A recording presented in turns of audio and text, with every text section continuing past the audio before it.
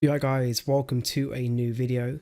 In today's video we're going to be talking about diet and we're going to be talking about, is breakfast the most optimal or the best option to have in the morning? Because conventionally the conventional wisdom is that breakfast is the most important meal of the day.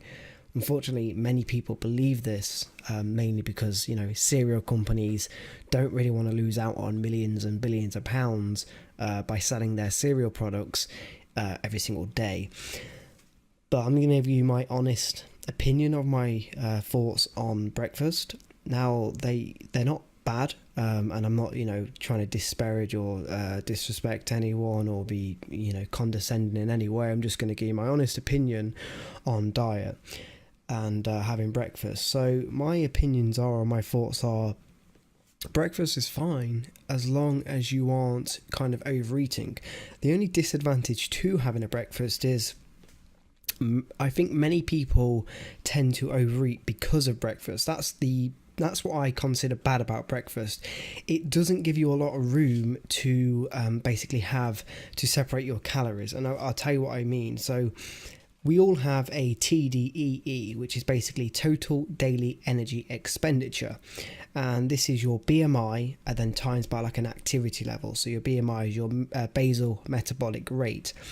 And my BMI is around 18 to 1900 calories. And then you times that by a activity level. 1.1 is basically not active, so sedentary, and then 1.7 is very active, an active job, going to the gym 5 to 6 days a week. Mine comes out to around 2,900 to 3,000 calories, my total daily energy expenditure. And we all have a TDEE. Now, the thing is, when you have breakfast, it can take away calories from your total daily energy expenditure. So the way I see my calories, I now see them as kind of like fuel units. So kind of like a bank account worth of, this is how much money. This is how much money I have in my account. I see that as, this is how many calories I have a day to spend. Some people, they have they have a fixed monthly amount of money they can spend on their outgoings. So do I. And then I have a fixed amount of money I save. And the kind of the same metaphor, you can use that for your calories. So you've got 3,000 calories to eat a day. You need to eat 160 grams of protein a day. You need to eat 200 grams of fat. And you need to eat about 60 to 70 grams of carbs. Now, how do we get those macronutrients and micronutrients in the best possible way? So at the most nutrition dense foods, and how are we not going to overeat? So the only disadvantage to having breakfast, in my honest opinion, is that it can kind of steal calories away early in the morning. Because this is, like I say, this is personal. So this is for me, because I get up quite early and I do go to bed fairly late. So when I'm at university, I get up at around 6 o'clock, 7 o'clock, and I probably don't go to bed till about 1 or 12. So for me, I'm awake for quite a long time, so I wouldn't really want to be eating breakfast. And the reason being is that if I have 3,000 calories and I'm going to be awake for 10 to 12 hours, if I wasn't intermittent fasting, then it doesn't give me a lot of time to basically eat those calories. Because if I'm having breakfast, it'll take a good 700 to 800 calories away from me, depending on what I eat. And that can be, 25 to 30% of my daily calories. It doesn't then allow me a lot of extra calories to eat or to save for the rest of the day. I think where a lot of people go wrong is that they eat a large chunk of their calories in the morning. And then when it comes to lunchtime, they do the same thing. And then, tea, they do the same thing. And even if you're only overeating by 10 calories a day, there's 365 days in a year. So 365 days times 10 calories is 3,650 calories. A pound of fat is roughly 3,500 calories. So if you're overeating by 10 calories, so in other words, if you're giving your body 10 extra calories a day than it needs, 10 calories is, you could lick an envelope and that could be 10 calories. So if you overeat by 10 calories a day, you're talking a pound of fat a year. if you times that, let's by say 10, so 100 calories a day, which is quite, that'd be on the bare minimum. I would say most people are overeating by 300 to 400 calories a day. So for example, if you eat over 100 calories a day for a year, that's 36,500 calories. That's 10 pounds of fat on the body. Now, this is why people get overweight over a long period of time. A lot of people say it's like no one wakes up fat or overweight. I don't want to give bad connotations by saying fat. I just overweight, whichever word you use to describe someone who's weighing more than their body should be weighing. So just that that fact in and of itself, just by 10 calories extra a day is a pound of fat a year, times by 20 years. Now, you could be eating quite a healthy diet and just consuming 10 calories extra a day, but your body over a long period of time will gain fat because it won't be using those calories. So it's very important to, kind of be mindful of what you're eating. And this is why I'm so kind of, into fitness, or so I surround myself so much into it and kind of help people with my online coaching services, because it's a passion of mine, and I feel like it's very important for everyday living. I feel like everyone has the ability to live a healthy, happy, long life, and one huge component of that is your diet. So if your diet is in check, your mind will be in check, your body will be in check, and then everything else will hopefully become in line with one another. So diet is very important, and this is where the breakfast issue can come into play, because you can think a small thing like having a breakfast is just a normal conventional thing to do, but yes it is, but are you actually are you looking into it and thinking, well, yes, breakfast is okay, but as soon as I eat those carbs, if I'm having oats, or as soon as I eat those carbs, my insulin is going to get raised. Okay, I'm going to get that insulin spike.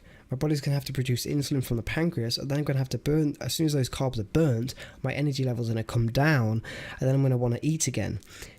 Is it better just maybe not eat and eat at lunchtime, let my body fast, okay, let my body cleanse itself, look after the body internally whilst you're fasting, letting that growth hormone generate, and then eat in the midday, okay, save those calories, have a nice big meal in the evening with your family or friends, and you have more calories to play with, and then basically eat, finish eating around 8 o'clock. I personally do a 12 till 8, so my first meal is at 12 o'clock, my last meal is around 8 o'clock, so I do a 16-hour fast and an 8-hour eating window, which is, there's no issues for me to do that. I do that, most days. You can switch the times around if you want to do like 2 o'clock till 10 o'clock or 1 o'clock till 9 o'clock. It's entirely up to you.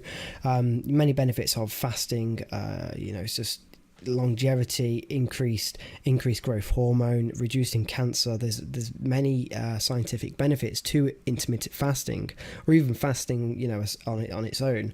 The thing is, with the intermittent fasting, you're basically intermittent, so you're on and off, so you're doing like a 16 period or a 14 period of a fasting. Most of it's done whilst you're sleeping, and then you basically compact your eating window into whichever hour you choose, so a 6 hour, 4 hour, 8 hour, 10 hour.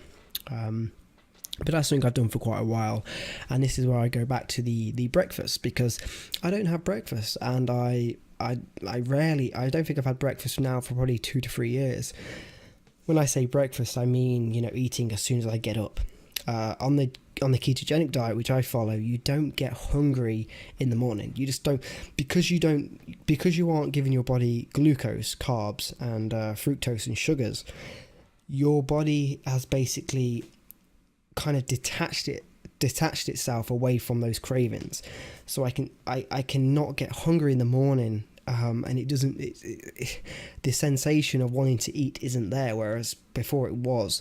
So for someone who kind of doesn't have that ability to kind of have that ability to not feel hungry, someone might say it's easier for you, but we can all feel like that. It's just a case of kind of reducing the carbs for a couple of days, reducing the sugar intake, and after a while, your brain will basically kill off those feelings of wanting to to have sugar, because sugar is a drug. It activates your dopamine. It activates the same receptors in the brain as cocaine and stimulants, drugs. So sugar in and of itself is a very powerful drug. So it's very easy to get hooked on sugar, because it's a drug and it's a stimulant and it's addictive. So you kind of have to push away from it. You kind of have to decrease the amount of sugar you eat per day and slowly come off it, because if you try and just cut out sugar straight away, it's going to be like cold turkey. It's going to be very difficult to do it. So it can be done, but it's best to taper it down and then slowly come off the carbs, and you'll feel your body not getting or not feeling as though you should, or you want to be eating in the morning as soon as you get up. Because I think it's a very big misconception that that breakfast is the most important meal of the day. If you think about it, it's very obvious why breakfast is the most important meal of the day. It's marketed like that because all these food companies, they wouldn't be able to sell all of their food. Think of all the money, the amount of money that is made per year, all the profits from these food companies. If they, all of a sudden started saying, you don't need breakfast, it's not the most important meal of the day, you wouldn't have all this money being produced by all these food companies and advertisers and marketers. So it's very obvious why we get told certain things, but it's not always the true and correct way of actually going about going around eating. So you should be very mindful when you are consuming foods and thinking, what I'm about to eat, is it going to impair or impact me in a way that is going to be negative? If I have my breakfast now, how many calories is that going to impact me for later on? So that's how I look at it. I look at it like a bank account. If I'm having 600 calories, I need to take that away from my total daily energy expenditure. So I now have 2,400. 600 minus 3,000, 2,400. Now I could have a couple meals later on. You just got to be a bit mindful and just be aware of what you are consuming, and don't just be like, oh, that's okay. Because like I say, 10 calories extra a day for a year is a pound of fat. Doesn't sound a lot. 20 years, 20 pounds.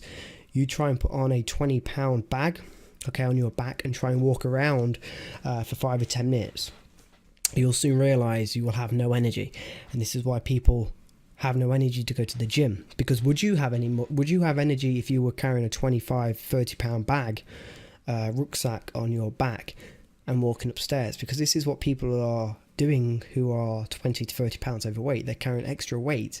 The average overweight person is 25 to 35 pounds overweight. That's a hell of a lot of weight to be carrying around extra. You're heavy enough as it is without having to carry extra weight. So this is why a lot of people have health problems, knee problems, leg problems, back problems, because of the extra weight. But it's a catch-22. They have extra weight, but it's hard to get rid of it because they don't feel energized to be actually have the motivation to go to the gym, because this extra weight brings them down. So it's completely understandable. It's a catch-22. It's a negative feedback loop, and it's a shame, but you've just got to push through it and just say, this is what I'm going to do. I got to get this weight off. This is what is bringing me back or pulling me back. So I think that's going to conclude this video, talking about basically breakfast. How important is it? Kind of how I structure my breakfast. And like I say, I have a high-fat breakfast, which is the Bulletproof coffee. So I don't really have any carbs in the morning or protein. My first actual meal is probably around 5 or 6 o'clock, which is actually food. I have the coffee, then I have a protein shake, then I have two meals. So that's kind of my day. I'm roughly about 2,900 calories a day. So I think that's going to be the end of the video. I really hope you guys enjoyed the video. If you found it interesting or informative, please give it a thumbs up. If you haven't already subscribed to the channel, please do so. Try and help me help you. I want to try to get 1,000 subscribers, so that would be pretty cool if you could help me out. And if you got any comments, leave them in the comment section and I will be sure to comment back to you. Thank you for watching, guys, and I will see you all in the next video.